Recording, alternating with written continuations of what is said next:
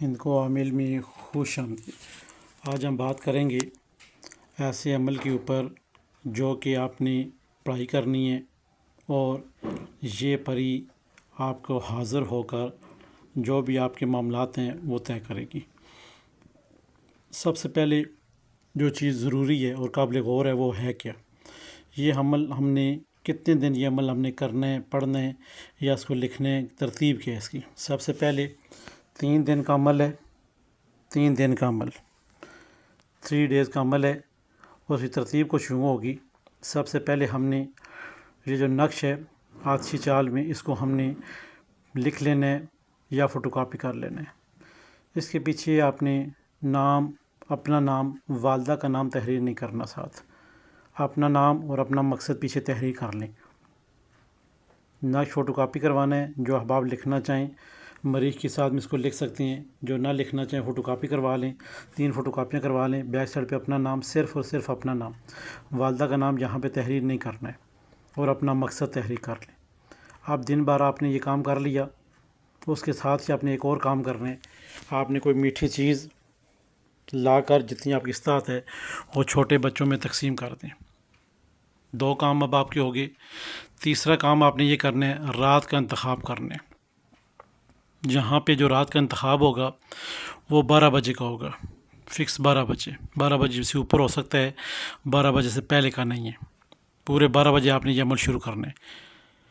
3 نقش آپ نے فوٹو کاپی کروا لیے یا لکھ لیے، ان کے پیچھے اپنا نام، اپنا مقاصد لکھ لیا، جو بھی آپ کا مقصد ہے، اس پری سے جو بھی آپ حاصل کرنا چاہتے ہیں وہ پیچھے مقصد لکھ لیں۔ اب یہ عمل کتنے دن کا ہے؟ 3 دن کا عمل ہے۔ ٹائمنگ اس کی کیا ہے؟ رات کے 12 بجے۔ رات کے 12 بجے چاہے آپ سو کے اٹھیں یا جاگ رہے ہوں، وضو بنائیں۔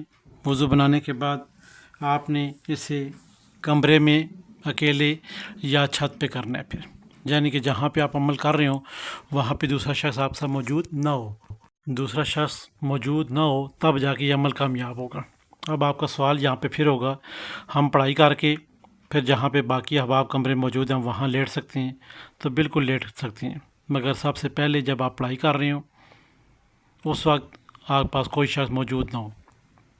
اب آپ نے آیت الکرسی شریف، 4 کل شریف پڑھ کے اپنے اوپر اثار لگانا ہے، اور آپ نے اب کیا پڑھنا ہے؟ یہاں پہ جو آپ کے 3 نقش ہیں اس ایک نقش کو ہم استعمال کریں گے۔ اس ایک نقش کو ہم استعمال کریں گے۔ کیسے استعمال کریں گے؟ جیسے ہم نے 4 کل پڑھ لیے، آیت الکرسی شریف پڑھ لی، اپنے گرد اثار لگا لیا۔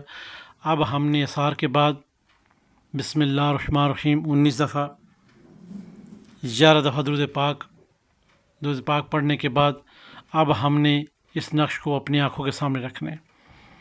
اس طلسم کو، اس نقش کو ہم نے اپنی آنکھوں کے سامنے رکھنا ہے۔ سامنے رکھنے کے بعد ہم نے کیا پڑھنا ہے اس کے اوپر؟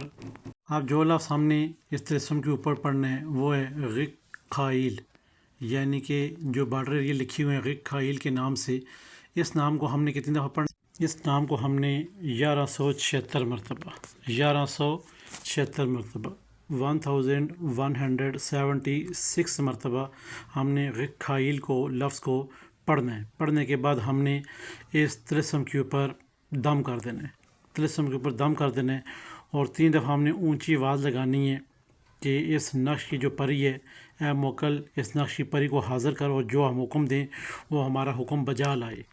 یہ آپ کہہ کے اس طلسم کو پھونک ماریں گے اور اس کو آگ لگا دیں گے، اس کو آگ لگا دیں گے۔ اب آگ لگ گئی۔ اب اسی طرح 3 دن متواتر، 3 دن کا عمل ہے۔ دوسرے دن پھر آپ نے یہی عمل کرنا ہے رات کو۔ تیسرا دن جب ہوگا، دن کو ہم نے کیا کرنا ہے؟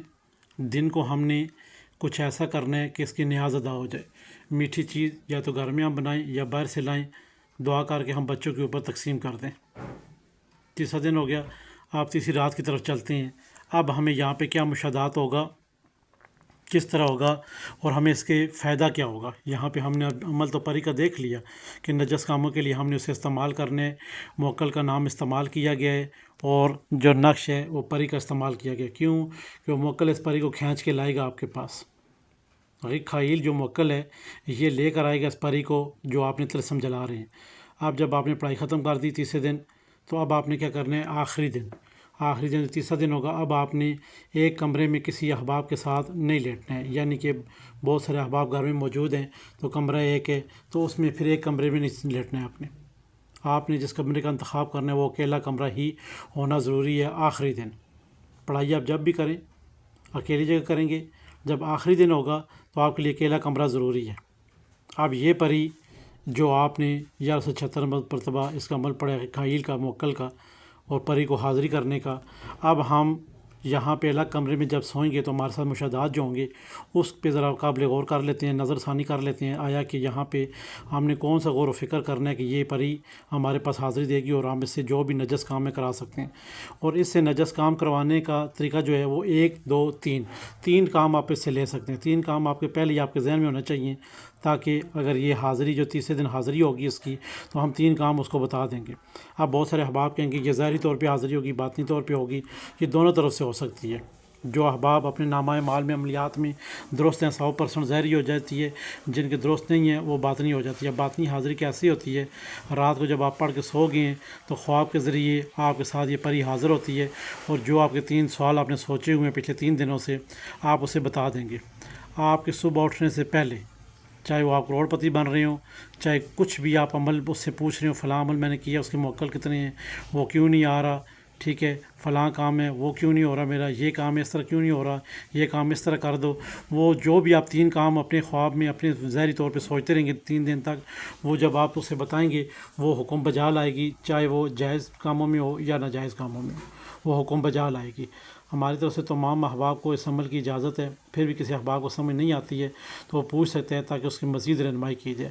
یہ ایسی پری کا عمل ہے، نام موکل کا استعمال ہو رہا ہے، نقش پری کا استعمال ہو رہا ہے اور حاضری پری کی ہو رہی ہے، یہ یاد رکھنے آپ نے، اور انشاءاللہ 100% مجرب نایاب عمل ہے تاکہ آپ احباب کو 100% کا فائدہ ہو۔ ان کامن پلیٹ فارم کو لائک کریں، سبسکرائب کریں، شیئر کریں، ساتھ گھنٹی کا بٹن سے پریس کریں تاکہ نئے آنے تمام تر ویڈیو آپ کی نظر ہوتی رہیں۔ انشاءاللہ خدا حافظ۔